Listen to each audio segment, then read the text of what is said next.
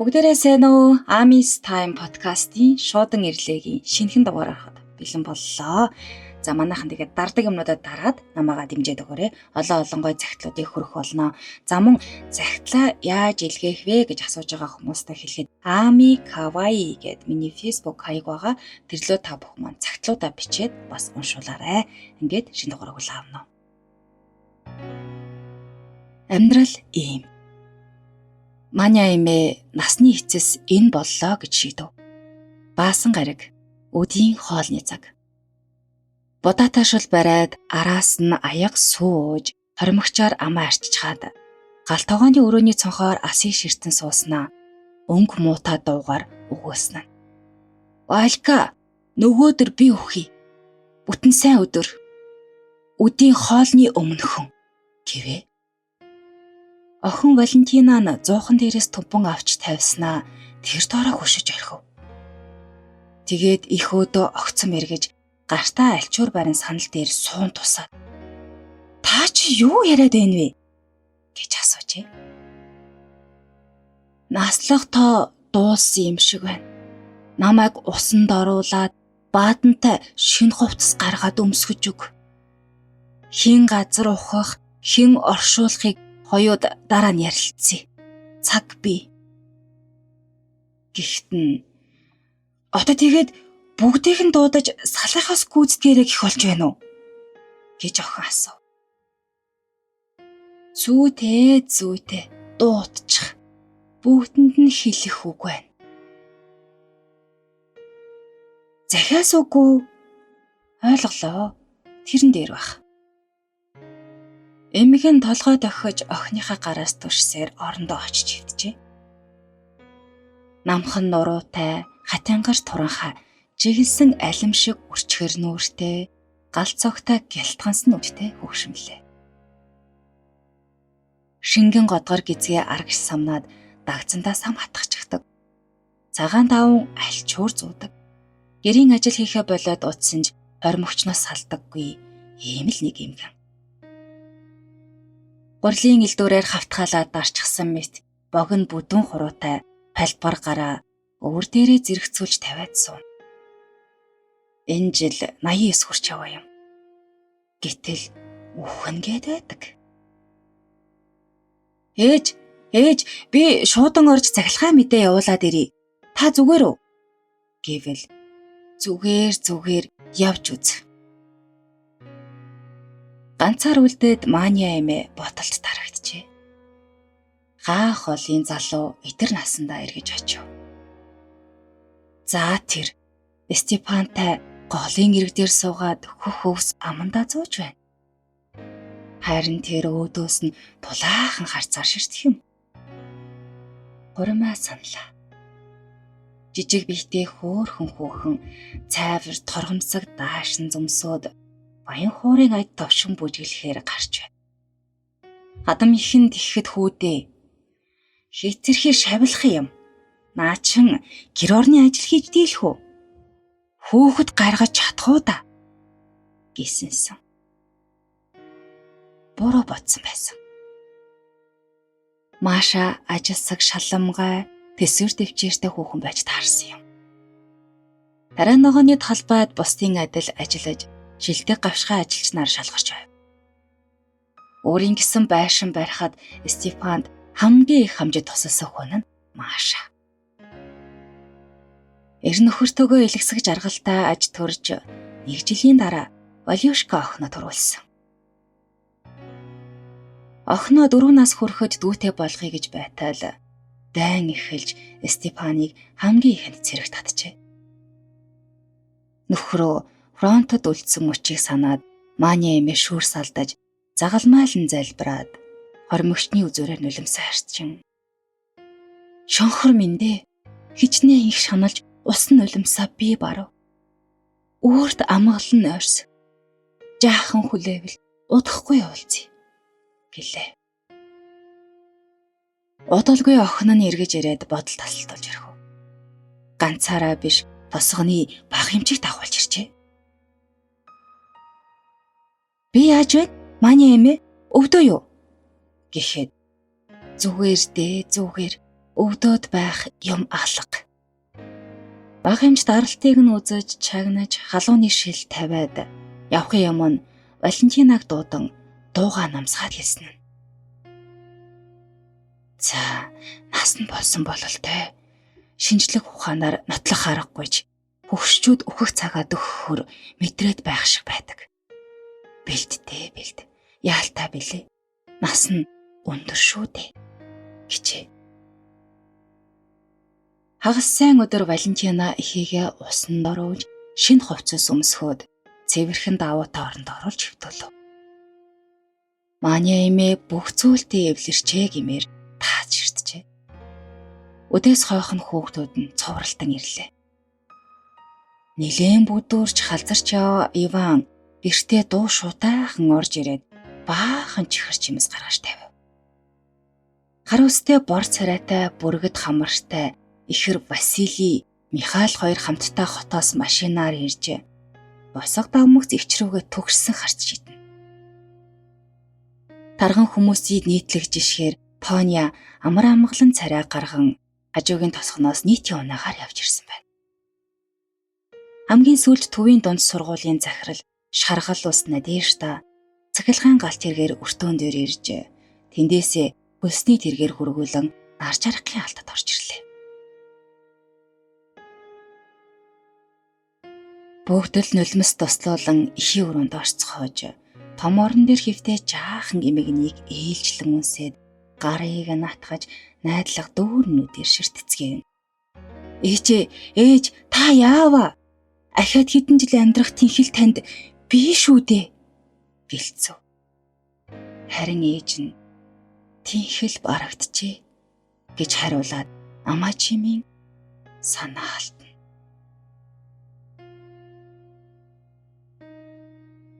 Хүүхдүүд нь эргэлзэж хоорондоо ярилцсан хэсэг сув.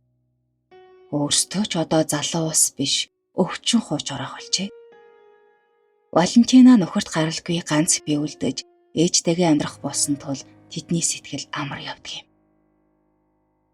Ээж дээрээ ирээд заншил ёсоор гэр орны ажил хийлцэхэд бага насны тэдэнд дурсагдах ажээ. Михаил, Василий хоёр төлөө хайгалж амбаарт өрөхөд Иван удгаас ус зөөж торох дүүргэв.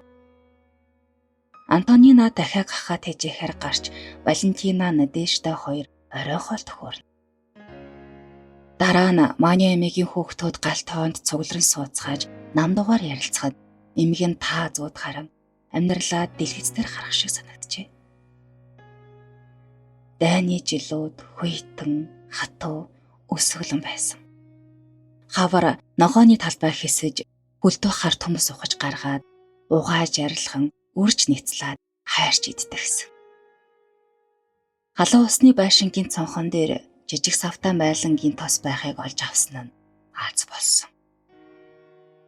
Дайнаас өмнө тэнд усанд орчхоод хөлийн өсгийг тосолдог байсан хэрэг. Азтай шүү. Тэр тосоо хайруулын тавагт хитгэн тусаагаад л авна. Намар хурааж зойронд хийсэн жаахан төмсөө хайрлаад гар хүрхгүй. 5 дугаар сар гарч дулаархад эрт соёолсон хідэн төмсөө суулгахаас өөрөөр ил хөвчилж чадахгүй. Дайн дуусах мүдгүй өсөөлөн давах болоогүй гэдгийг ч зөвгнөх шиг. Монос, хурганжих, шорной алгаа төвжгүүлсэндээ хэрэглэнэ. Хүүхдүүддээ өөрийн хуучин муусай хувцсыг танаж тайраад зөөж өмсгөнө. Дайн эхлээд 1 жил өнгөрөхөд Стефаныг ам алдсан тухай мэдээ хувцс хунартаа нэрсэн. Яалтайч билээ дээ. Амьдрал ийм юм чинь гэж дурсамжаа тастан Маня эмээ санаалтав. Намар болоход төмсөө хурааж түмпэн дүүрэн чанаад хуучин алчуураар ороон шинэхэн дарсан өргөст хиймэх ногоон сонгины хамт авч 5 бээрийн цаадах зангилай станц руу явна. Гэрийн хоолхош сансан цувааны цэргүүд өөр хүнс эд зүйлсээр дуртай ясалаад авдаг байв. Цувааг тосож мөнөөх жаахан хүнснийхээ хоронд жинсэн мах гахаан давсалсан өөх яотон зэргийг авчирч хідэн хөөхтэй баярлуулна. эцэнхий цонхгор жаалууд ихээ найдлага дүүрэн бүлтгэрнүүдээр угтдаг байжээ. Дайн дуусхын алдад Маша ямаа худалдаж авъя гэж санав. Авдраа авахж эр нөхрөөсөө үлдсэн ноос нь даавн хүрэм, цайны ганц хивт торгон дайрсан цаа гаргаж нулимс сунгаад оюу шигтгээд мөнгөн эмийг нууранд сэлэх унтай уран зураг сэлтийг айлт өгч оронд нь гүжүүд гэж туйлгүй зусаг ямаа авчээ. Хүүхдүүд нь уух сүтээ хичнээн сайхан. Сарын дараа гэхэд жаалуудын хацар гэрэлтэж илт сэргээд ирсэн. Ганцаараа олон хүүхдтэй зүхэрч байсан нь үнэн. Сургууль соёлын асуудал өвчин зовлон гээд тоочж яаж барах вэ дээ? Вася салхин цэцэг тусаж бүгдэнд нь халдаахад инээ хэцүү, байх ч хэцүү, гэр дүүрэн мэлхий шиг нохоон цохор хүүхдүүд гүйлдэж байдагсан. Хөлөөнийг нь хугална, зодоонд нөгөө нь тархиа хаглуулна. Энэ бүгдүүд элхий эмтэлж өсгсөн. Дайн дуусахад цэргүүд ирж, хүүхүүд нь тэднийг дагаад хараал хэрүүлийн үг чулуудаж, нууцаар амбаарын ард тамхи орон татцгаах болсон юмдаг. Одоо хатуухан үзэх хэрэгтэй болжээ. Ваня, Васка, Миша гурыг хуурч халуусны байшинд оруулан дотроос нь түгжээд дүнсэн тамхи шатаан гашуун утаанд нь хордуулж алах төгсөнд нөгөө гурав нь хахад цацсан бархирж огиж түргсээр гарч гүйсэн. Түүнээс хойш тамхи татахыг нь олж үзээгүй. Эр нөхөр байхгүй өөр яах ёстой ч вүлээ. Хүүхдүүддээ мөн ч их санаа зовсон. Ванечка ойж туурж бүтэн өдөржин тосхныхаа ажил байлаа. Тоня усны эргүүлэгт орж живжгөх алдсан. Мишагийн мухар олгоо өрөвсгöd имлэгт золтой амжиж хүргэсэн. Ахиад л санаа алдаж амьдрал иймтэй гэж бодов. Амжилууд улирч хүүхдүүд нь том болцоож. Машата гэрлэж хуримлыг их аятаахан ирчүүд байж л байв. Гэвч хүүхдүүддээ юу хэлэх вүлээ? Нэгэнтэй л ийм яриа гаргах гэсэнд бүгд нэгэн дуугаар "Манад ир хүн ямар хэрэгтэй юм бэ? Бид таны үгэнд ордог. Сайн ч тусалдаг. Тэртээ тэрхүү хідүүлээ эвтэй найртай сайхан л амьдарч байна" гэлцсэн. Ямар хүүхдүүдтэй эр хүний инхрээлэл дутагдах юм аа гэлтэй биш. Сул дорой байж бусдаас хамаарч үзье л дээ. Ганцаар амьдралаа үүсээр туйлдлаа. Арга тасарсан үед эр хүний ард нуугдаж асуудлын заримаас зүгтий гэж хэлж чадаагүй. Гэтэл тэр даруй өөр бодол төрж нэрээ хитэн хүүхдийг минь цовоогоо дунвал яах билээ? Боли цаашаа гимхцээ өөрөө ч санал нэгцэн дээ.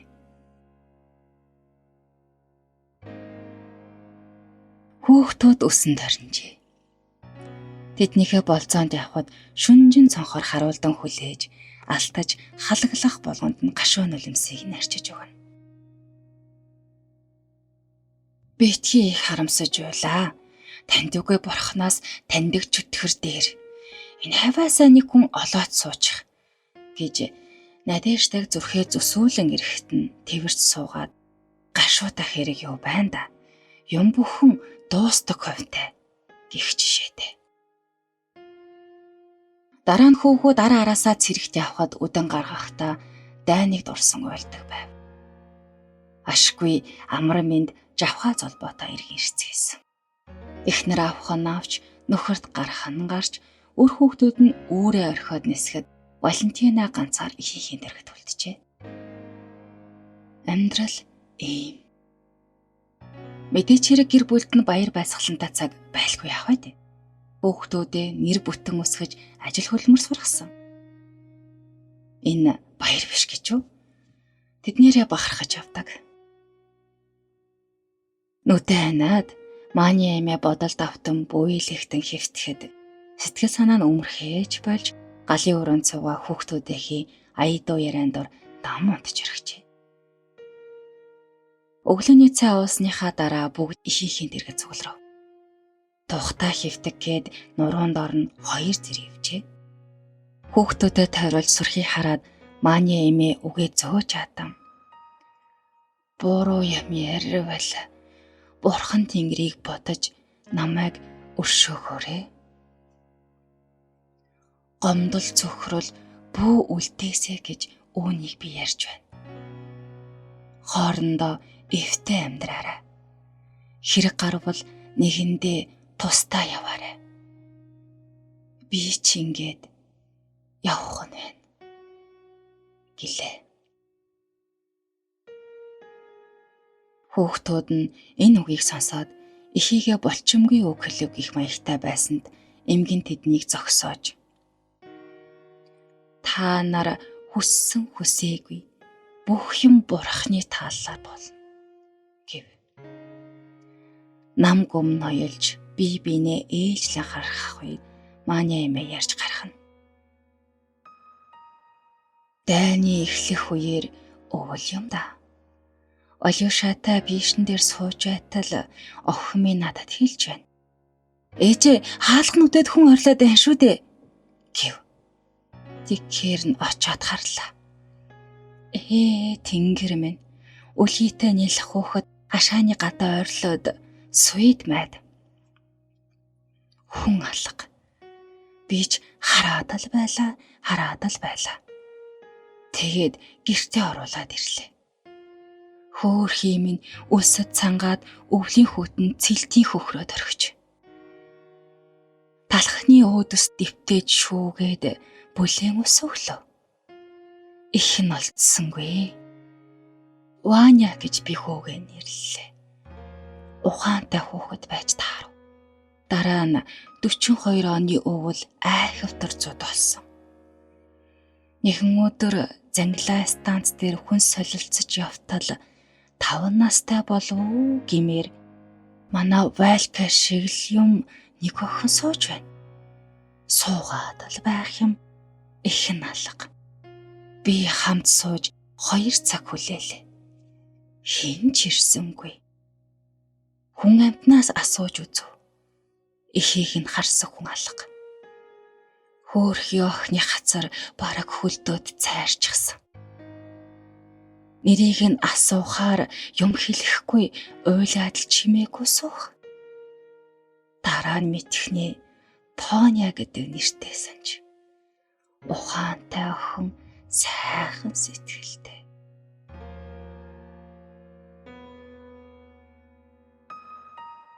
$1943 он гарлаа. Задгаа ачааны машин дүүрэн хүүхдүүд авчирв. Германчууд бөмбөгдөөд хүүхдүүдийг ард халуун татсан гэлцэн. 20 шахам хүүхэд үлдлээ. Бусад тосготод ихэнхийг нь үлдээсэн. Афганараа хүүхдүүдийг өрөвдөөч гэж дарга хашгирч байв. Хин авах билээ дээ. Өөрсдийн хэдийг тэжээж дийлэхгүй байхад. Гэвч би явж очоод твш рүү харлаа. Ижилхэн 2 болчмор шиг бөөрөө нийлүүлээд 2 ихэр хүү сууж байна. 2-3 настай л бололтой. Жигтэйхэн том алагнуудтэй нулимс урсгаад суух юм чаваас. Дарахад хэллээ. Над дээр биччихээ. Вася, Миха 2-ыг би авъя. Хүүхдүүд минь иймэл юм болсон доо. Эв түнжинтэй хаач явсан хамтдаа та нар тэгжил өссөн. Ийхүү яриад Маня эмгэн хэсэг зур дуугаран амсгив. Харин Надикаг би согтуу их хийсэн салгаж авсан юм. Тэр хүүхэн нөхрөө өгөхээр гутарж сэтгэлээ барьж дийлэхгүй архинд толгоогоо мэдүүлсэн байв. Хүүхдээ дагуулж гултчаад л согтуураад л яв. Би охиныг нь авсан. Хөөхий ихэнд тэгсгээд бурхан болсон гинлээ. Согтуудаа өгсөн гэж хочимд уулцсан л та. Охинч их зовсон. Гэхдээ цаг хугацаа эмчилдэг хойно өрөөнд энерги. Маня эмээгийн хүүхдүүд хэдэн биенээ харж сая сонссон зүйлээ ойлгож чадан сууцгаана. За явцгаа. Жаахан амраад орхи гэж Маня эмээ хэллээ. Ээжээ, та юу ярина вэ? Бид мдээгүй шүү дээ гэж хүүхдүүд нь нэгэн зэрэг дуугалтав. Явцгаа гэж эмгэн шаардна. Ээжт нь эвгүй байгаа бололтой. Баяр талархлын үг гайхаж хачрахсан асуулт сонсохоос эмээсэн ч баг. Хүүхдүүд нь галын өрөөнд орж эхийнхээ хэлсэн үгийг шүүн сэтгэгдлээ хуваалцав. Эрт багын дурсамж арилж оцсон зүүд мэт мэдрэмжээ эргэн санацгаажээ. Гэлээч энэ бол төрсөн гэр нь яг мөн. Хүүхэд балчирнаасаа аз жаргалтай өнгөрөөсөн дулаахан ээлтэй эхийн гэр яалтчгүй мөн байлаа. Хэрэг дуртай хүмүүс алийг тэр гэхвэ эхийг нь элдв асуултаар зовоож л байсан. Тэр болгонд ээж нь бүгдээрээ миний төрсөн хүүхдүүд битгий толгоо эргүүлээд бай. Явж ажиллаа хийцгээе. Хэмээн үг хэлээр тас тогтов ээжээ. Сүмийн хонх дуугарч үдийн хоолны цаг болсныг зарлав. Валентина үлмээ дээрээ сэм явсаар эхийнхээ хучлахыг засах санаатаа өгч очив. Харин их нь атар ширтээд жаргалтай нарахгүй мишээсээр бурхны оронд залран утсан байжээ.